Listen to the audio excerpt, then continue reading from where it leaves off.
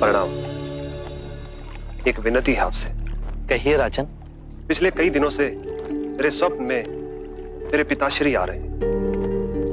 मैंने ब्राह्मणों से भी इसका अर्थ पूछा तो उनका कहना था कि तुम्हारे पिताश्री को शांति नहीं मिली, उनके लिए पूजा करनी होगी, यज्ञ संपन्न करना होगा। आप तो परम ज्ञान का स्वरूप है, तो विनती है आपसे कि पूजा विधि आप ही के हाथों से हो। जो मेरे पिताश्री तक पहुंचे उन्हें मुक्ति मिले, जीवन मरण के इस चक्र से वो मोक्ष पाले। अवश्य राजन। आप मिट्टी के 2 घड़े मंगवाइए, एक में घी भरवाइए और एक घड़े में कंकड़ पत्थर भरवाइए, और उन दोनों घड़ों के मुंह कपड़े से बंधवा दीजिए और उन्हें लेकर नदी के तट पर आइए। मैं वहीं आपकी प्रतीक्षा करूंगा। मैं भी इसका प्रबंध करता हूं महाराज।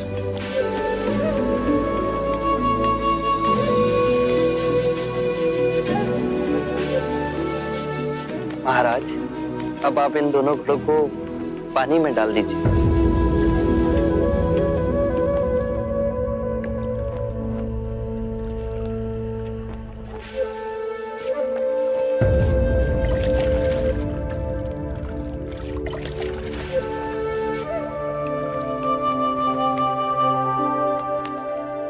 महाराज, अब इन दोनों घड़ों को आप तोड़ दीजिए।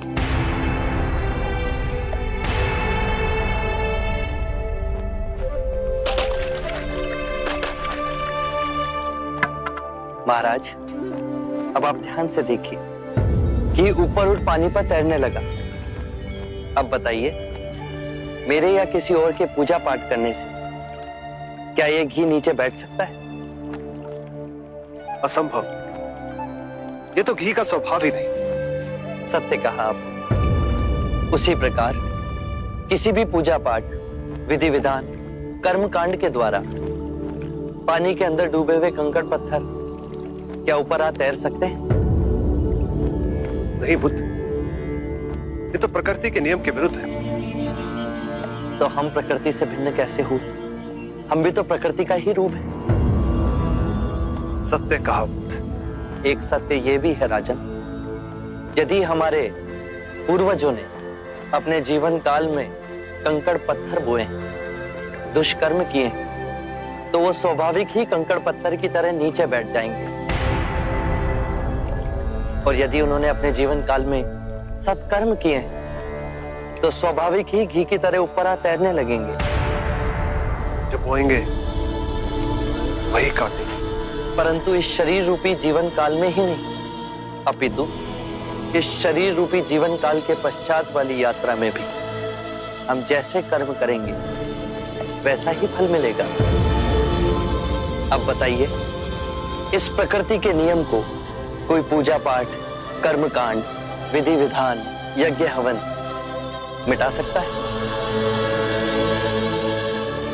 राजन, मैं भी इसको नहीं बदल सकता। केवल अच्छे कर्म ही मनुष्य की मुक्ति का द्वार खोलेंगे।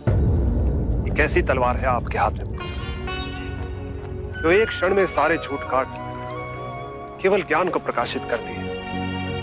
ना जाने कितने जन्मों और भटकता में यदि आपकी कृपा ना होती, इस एक क्षण में आपने अपनी अदृश्य तलवार से मेरे अहंकार का सर भी काट दिया।